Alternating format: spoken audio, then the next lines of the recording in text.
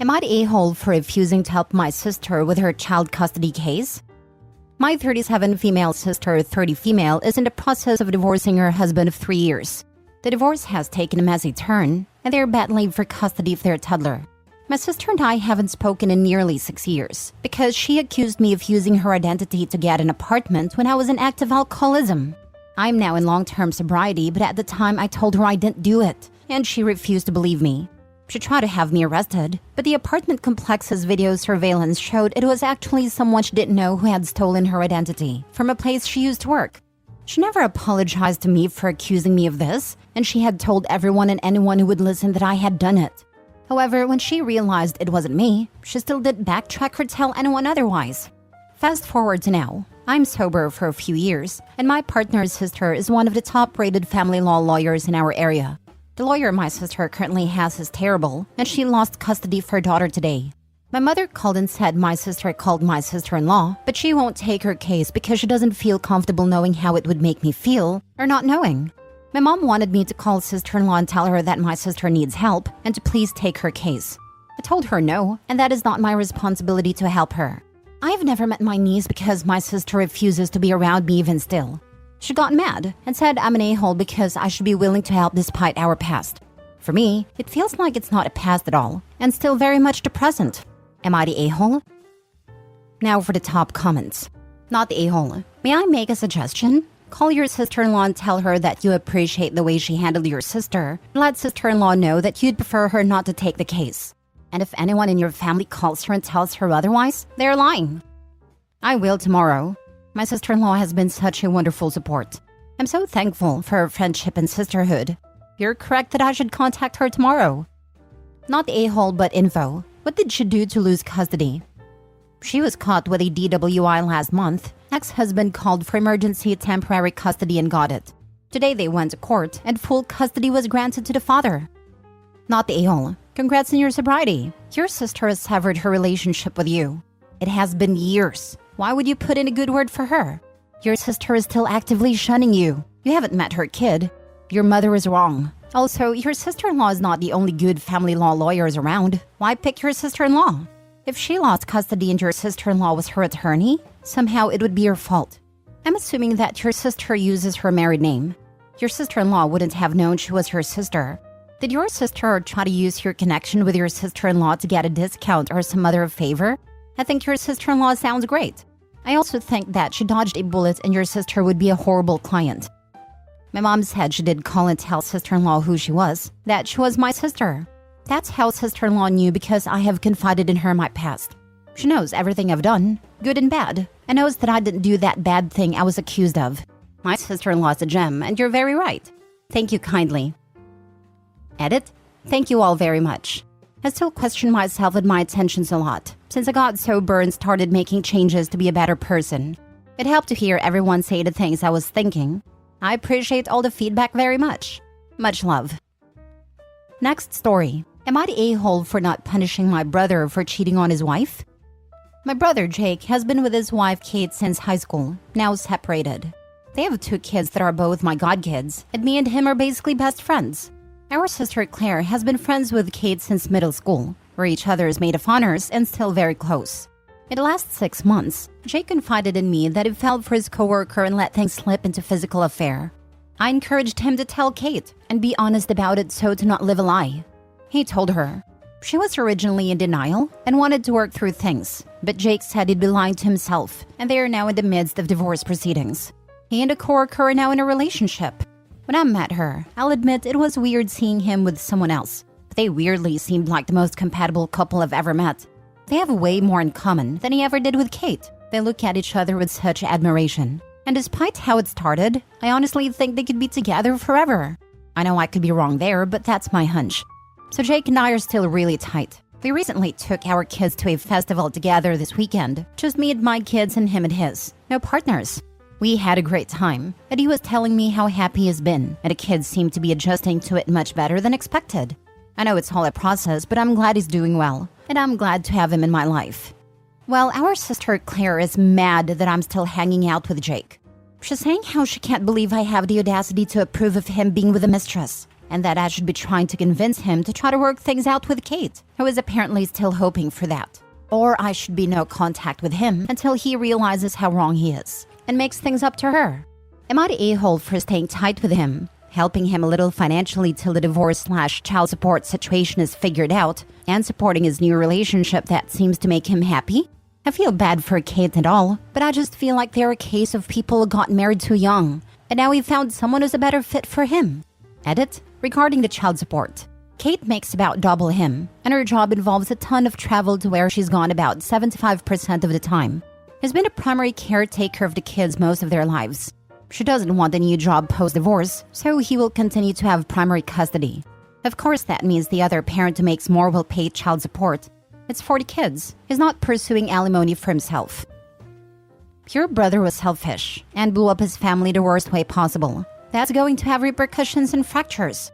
You don't need to punish him, but it is kind of gross he's riding off into the sunset with his new side chick, while his ex is deeply mourning. Don't condone it, but it is not your job to punish him. Going not the a-hole, but with some strong ick. I think the gross thing is trying to manipulate the brother back into a loveless marriage. The end game isn't just to get him to break up with a mistress, but to take back his ex-wife. Why? Because it's convenient for her? He doesn't love her, and familial shaming won't fix that. He's not an a-hole for leaving, he's just an a-hole for not having the balls to do it sooner and cheating. But they weirdly seemed like the most compatible couple I've ever met. They have way more in common than he ever did with Kate. They look at each other with such admiration. And despite how it started, I honestly think they could be together forever. I know I could be wrong there, but that's my hunch. Almost every relationship starts out this way. It's a young relationship, and they're still in the honeymoon phase when things are new and exciting. You didn't mention any major issues your brother had with his ex, and that left her solely because he wanted to get some action. That is so unbelievably selfish, especially since he has 2 kids. In a couple months or years when that initial flame burns out, your brother will probably look back with regret for destroying his family for short-term gratification. OP's comments make it even worse. His brother blames his ex, the breadwinner, by a far margin, for the fact that he cheated, since she was working all the time, but now he's going after her for financial support. So she's off working and making most of the money needed to support the family. He starts an affair, cheats on her for a while, finally ditches her to run off with a mistress, blames her, and now he wants to use the money she was making to build a comfortable life for him and a side chick. If she's working all the time, does that mean that he dropped his kids off somewhere so that he can bang his mistress? Anybody who is able to do that is a terrible person, and I see why the sister thinks so poorly of OP as well. The kids apparently spent a lot of time over at OP's house. OP mentions this in a reply. So not just somewhere, he was probably dropping them off with OP, who if so, wasn't just keeping quiet about the cheating, but actively enabling it. Next story. Am I the a-hole because I want to separate our funds if my husband continues to let his 22-year-old daughter live at home rent-free without doing anything or starting a life? I, Sarah, 38 female, and my husband, Josh, 40 male, have been together for almost 15 years. Josh has a daughter, Lori, who is almost 23. I've been in her life since she was 5. Lori came to live with us when she was 16 and ended up staying with us until graduation. I actually enjoyed having her around. It made house feel more complete. However, Lori has always had a mean streak, which I've kind of brushed off thinking is just some teenage angst. Lori's mother is manic depressive, and there's a concern that Lori might carry this as well.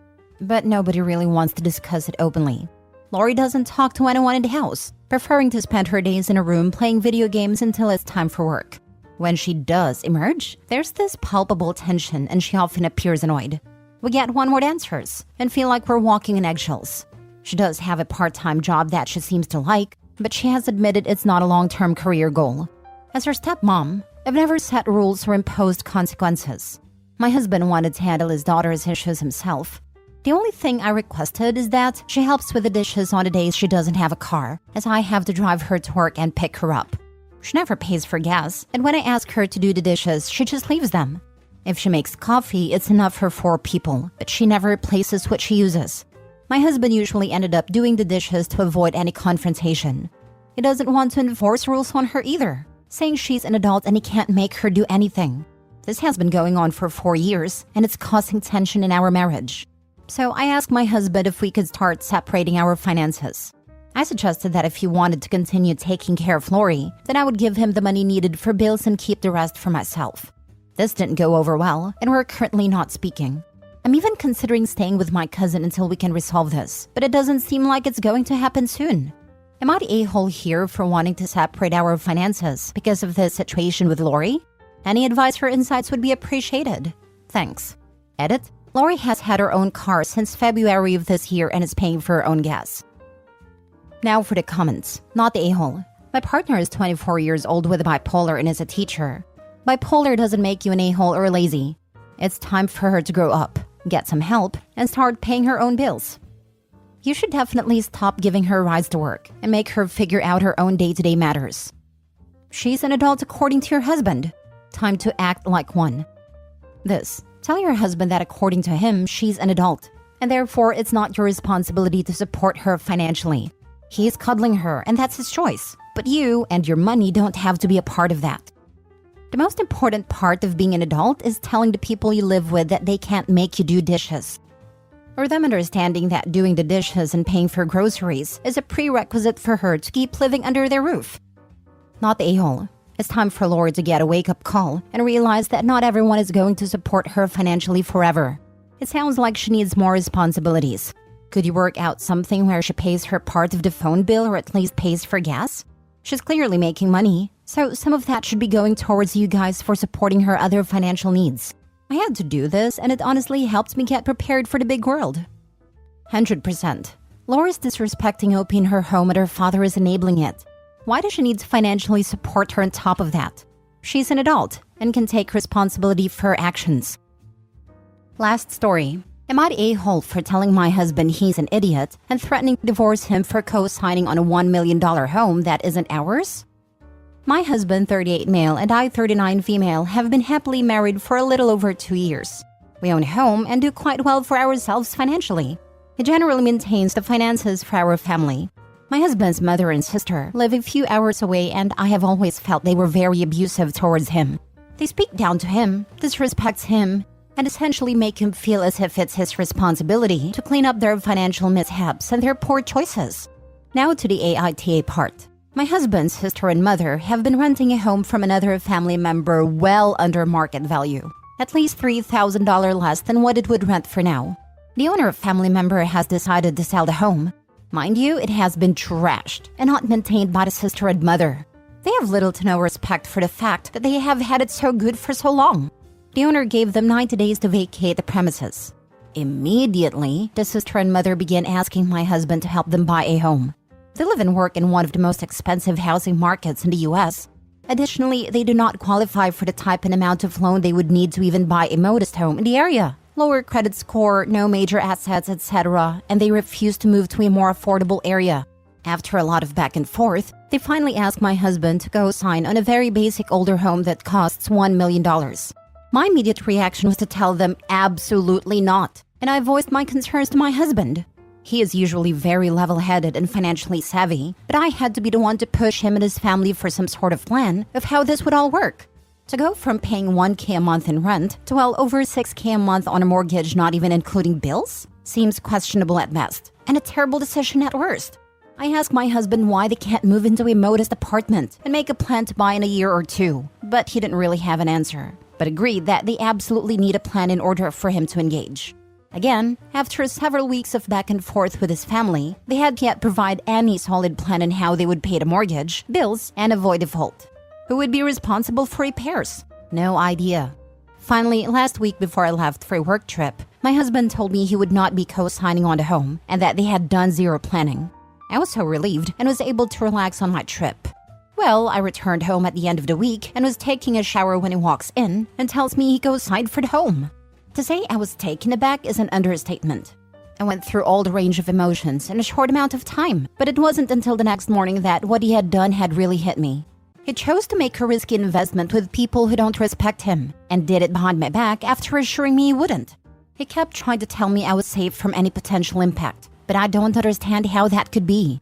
I asked him to walk me through the conversation, the plans, and any assurance that our own assets were safe. He couldn't. He then had the audacity to tell me, "At least I decided to tell you." That is when I lost it. I felt absolutely betrayed and disrespected. I cried and screamed and told him how he cannot see how they use him. I told him I was questioning his integrity and our relationship. We are also in the midst of the IVF process, and it has been extremely hard on me and my body.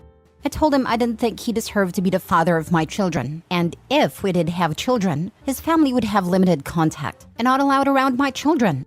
There are other incidents of how they have treated me with such disrespect that even I have distanced myself from them. That is also another reason why my husband decided for us to move away from them. Back to the subject. At first he was remorseful, but then he got defensive of his family. Even though myself and many others have tried to show him how abusive they are, I told him if he wanted any chance of making our relationship right, he was to immediately work with his mother and sister to write a contract that he had majority ownership in the home, so that if they continued to make poor decisions and default, he could sell the house. Well, to no one's surprise, his family would not agree to these terms, because they believe living there is enough to solidify it's theirs. For the last 3 days, I've asked over and over again why he made this drastic decision without a plan. My friends agree that this is a divorce-worthy offense, but the reality is besides this, we have a wonderful life together and I love him dearly. So Reddit, am I the a-hole for calling my husband stupid and threatening divorce over co-signing the loan? Some additional details for anyone interested. His sister is actually older than him. He has managed to keep his financial success fairly well hidden from his family, but due to the co-sign process, they now know exactly what assets he has, and I'm certain they will expect more from him. Before asking my husband to co-sign, they didn't even attempt to take out the loan for the home on their own. I assume they expect that having him on the loan will give them carte blanche on destroying the home, or default on the loan because he will pay in order not to mess up his own credit and assets. His family does not care for me, and are likely jealous at the life I have with my husband and how they get less from him. Though my husband maintains the finances, we bring in roughly the same income, so this is not a case of my husband having full control over financial choices. Not the a-hole. He has shown you to be irresponsible. What happens if you have a college fund for your kids and his family feels entitled? Please do not have a kid with him. Unless he could somehow get out of this mess and go no contact with them, I would definitely divorce him. Even then, I don't see how we would rebuild trust. I would have to go through every single account monthly, and I don't know if it's worth it. The blatant lie and then doing it behind her back, how on earth do you get past that? If they divorce now, then this stays with him. He just lost their retirement/college fund, just gave it away, and will most likely keep on doing it. It's $1 million, with zero equity for him. OP, I'm so sorry you had trouble conceiving, but I'm glad you are not tied by a kid to this mess. Not the a-hole. Yeah, even if she loves him, divorce him and separate all finances completely, so she's off the hook for the debts when they screw her husband over.